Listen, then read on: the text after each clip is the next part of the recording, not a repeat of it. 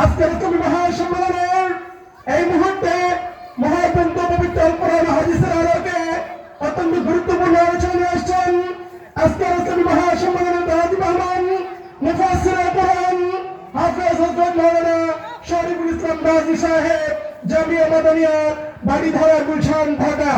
আমি হযরতকে তার গুরুত্বপূর্ণ আলোচনা পেশ করবার সবাইকে অনুরোধ জানাচ্ছি।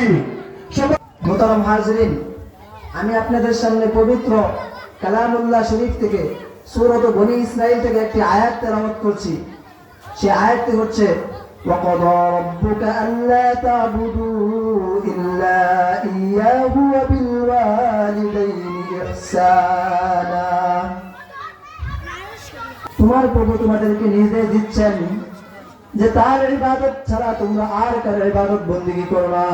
ওয়াবিলওয়ালিদাইনি ইহসানা, এবং তোমরা তোমাদের পিতামাতার সাথে উত্তম আচরণ করো। আল্লাহ কোরআনে কারীমে সূরাতুল বাকারার মধ্যে বলতেছেন وَإِذْ أَخَذْنَا مِيثَاقَ بَنِي إِسْرَائِيلَ لَا تَعْبُدُونَ إِلَّا اللَّهَ وَبِالْوَالِدَيْنِ إِحْسَانًا। আর যখন আমরা বনী ইসরাঈল থেকে অঙ্গীকার নিয়েছিলাম তোমরা আমার ইবাদত বন্দেগী ছাড়া আর কারো ইবাদত বন্দেগী করো না। ওয়াবিলওয়ালিদাইনি ইহসানা, এবং তোমরা তোমাদের পিতামাতার সাথে উত্তম আচরণ করো। আল্লাহ তাআলা সূরাতুল আহজাবের মধ্যে বলতেছেন, মানুষদেরকে আল্লাহ তাআলা বলতেছেন তোমরা তোমাদের পিতামাতার সাথে কিভাবে উত্তম আচরণ করো। হামালাতহু উম্মুহু কুরহা ওয়া ওয়াদাআতহু কুরহা, যে মা তোমাকে কষ্টের পর কষ্ট করে গর্ভধারণ করেছে এবং কষ্টের পর কষ্ট করে প্রসব করেছেন।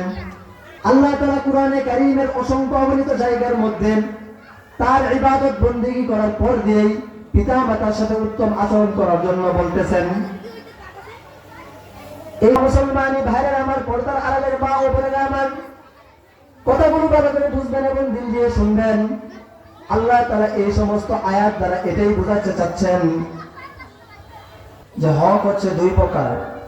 এক হচ্ছে হকুল্লাহ, আল্লাহর হক। আল্লাহর হক গুলো হচ্ছে নামাজ পড়া, হজ করা, যাকাত দেওয়া। আর হকুল ইবাদত হচ্ছে বান্দার হক। এই বান্দার হকের মধ্যে সবচেয়ে হকদার হচ্ছেন পিতামাতার হক। আল্লাহ তাআলা এই আয়াত দ্বারা এটাই বোঝাতে চাচ্ছেন যে দুনিয়াতে আমার ইবাদত বন্দেগী করার পর পিতামাতার হক হচ্ছে সবচেয়ে বেশি অগ্রাধিকার। বুখারী শরীফের 5970 নম্বর হাদিস, হযরত আব্দুল্লাহ ইবনে মাসউদ রাদিয়াল্লাহু তাআলা আনহু একবার রাসূল করিম সাল্লাল্লাহু আলাইহি ওয়াসাল্লামকে জিজ্ঞাসা করলেন, ইয়া রাসূলুল্লাহ, আল্লাহ তাআলার নিকট এই দুনিয়ার মধ্যে সবচেয়ে বেশি পছন্দনীয় আমল কোনটি? তখন রাসূল করিম সাল্লাল্লাহু আলাইহি ওয়াসাল্লাম বললেন, এই দুনিয়ার মধ্যে আল্লাহ তাআলার নিকট সবচেয়ে পছন্দনীয় আমল হচ্ছে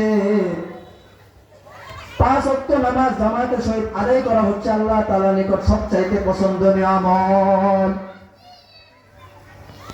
পুনরায় আবার আব্দুল্লাহ ইবনে মাসউদ রাদিয়াল্লাহু তাআলা আনহু জিজ্ঞাসা করলেন, ইয়া রাসূলুল্লাহ, তারপর এই দুনিয়ার মধ্যে আল্লাহ তাআলার নিকট সবচেয়ে পছন্দনীয় আমল কোনটি? তখন মুহাম্মদ আরবি সাল্লাল্লাহু আলাইহি ওয়াসাল্লাম বললেন, তারপর এই দুনিয়ার মধ্যে সবচাইতে আল্লাহ তাআলার নিকট পছন্দনীয় আমল হচ্ছে পিতা মাতার খেদমত করা। আবার পুনরায় জিজ্ঞাসা করলেন, ইয়া রাসূলুল্লাহ, আল্লাহ তাআলার নিকট সবচাইতে পছন্দনীয় আমল কোনটি? তারপর রাসূল কারীম সাল্লাল্লাহু আলাইহি ওয়াসাল্লাম বললেন, আল্লাহর রাস্তায় কি করা, জিহাদ করা। ও মুসলমানি ভাইরা আমার, পর্দার আড়ালের মা ও বোনেরা আমার, কথাগুলো ভালো করে বুঝবেন এবং দিল দিয়ে শুনবেন। তাহলে এই হাদিস দ্বারা আমরা বুঝতে পারলাম যে আল্লাহ তাআলার ইবাদত বন্দেগী করার পর, অর্থাৎ নামাজ জামাতের সহিত আদায় করার পর, হজ করার পর, যাকাত দেওয়ার পর পিতামাতার হককে অগ্রাধিকার দেওয়া হয়েছে। তারপর হাদিস 5971 নম্বর হাদিসের মধ্যে হযরত আবু হুরায়রা রাদিয়াল্লাহু তাআলা আনহু থেকে বর্ণিত, তিনি বলেন, এক ব্যক্তি রাসূল করিম সাল্লাল্লাহু আলাইহি ওয়াসাল্লামের নিকট এসে বললেন, ইয়া রাসূলুল্লাহ, এই দুনিয়ার মধ্যে আমার নিকট সবচাইতে ভালো আচরণ পাওয়ার, ভালো ব্যবহার পাওয়ার যোগ্য ব্যক্তিকে? তখন রাসূল করিম সাল্লাল্লাহু আলাইহি ওয়াসাল্লাম বললেন, এই দুনিয়ার মধ্যে তোমার নিকট সবচাইতে ভালো আচরণ, ভালো ব্যবহার পাওয়ার যোগ্য ব্যক্তি হচ্ছে তোমার মা। আবার পুনরায় জিজ্ঞাসা করলেন যে দুনিয়ার মধ্যে আমার কাছে সবচাইতে ভালো ব্যবহার পাওয়ার যোগ্য ব্যক্তিকে? রাসূল করিম সাল্লাল্লাহু আলাইহি ওয়াসাল্লাম দ্বিতীয়বার আবার বললেন, তোমার মা। আবার পুনরায় যখন জিজ্ঞাসা করলেন, পুনরায় জিজ্ঞাসা করার পর তখন রাসূল করিম সাল্লাল্লাহু আলাইহি ওয়াসাল্লাম বললেন, তোমার মা। এরকম ভাবে 3 বার বললেন মায়ের কথা। চতুর্থবার যখন জিজ্ঞাসা করলেন, ইয়া রাসূলুল্লাহ, এই দুনিয়ার মধ্যে আমার নিকট, আমার কাছে সবচাইতে ভালো ব্যবহার, ভালো আচরণ পাওয়ার যোগ্য ব্যক্তিকে? চতুর্থবার বললেন, তোমার বাবা। এই হাদিসের মধ্যে মায়ের কথা 3 বার বলা হলো এবং বাবার কথা 1 বার কেন বলা হলো? মায়ের কথা এই কারণে 3 বার বলা হয়েছে, মা এই দুনিয়ার মধ্যে এমন 3টা কষ্ট পায়, যে 3টা কষ্ট কি করে না বাবা পাই না। তার মধ্যে 1 নাম্বার কষ্ট হচ্ছে হামালাতহু উম্মুহু কুরহা। তার মা দুনিয়ার মধ্যে যখন একটা সন্তান গর্ভে আসে, গর্ভে আসার পর সেই গর্ভধারণের কষ্ট কি করে সহ্য করে? ও মুসলমানি ভাইরা আমার, পর্দার আড়ালের মা ও বোনেরা আমার, ও যুবক বাবারা রে আমার, একটা সন্তান যখন তার মায়ের গর্ভে আসে, যেই পর্যন্ত দুনিয়াতে জন্মগ্রহণ না করে সেই পর্যন্ত তার মা এত পরিমাণ কষ্ট করে। রাত্রিবেলা যখন ডান কাঁধে শয়ন করবে, শুইবে, তখন সে ডান কাঁধে শয়ন করে না। যখন বাম কাঁধে শয়ন করবে, তখন বাম কাঁধে শয়ন করে না। কেন করে না? যে আমি যদি বাম কাঁধে অথবা ডান কাঁধ হয়ে শয়ন করে ঘুমাই, তাহলে তো আমার সন্তান কষ্ট পাবে, আমার সন্তানের কষ্ট হবে। সেই কষ্টের কারণে তার মা কি করে না, সোজা হয়ে, সন্তান যেন কষ্ট না পায়, সোজা হয়ে কি করে শুয়ে থাকে। হামালাতহু উম্মুহু কুরহা, হামালাতহু উম্মুহু কুরহা ওয়া ওয়াদাআতহু কুরহা। তারপর সন্তান প্রসবের সময় যে একটা ব্যথা, কষ্ট অনুভব করে,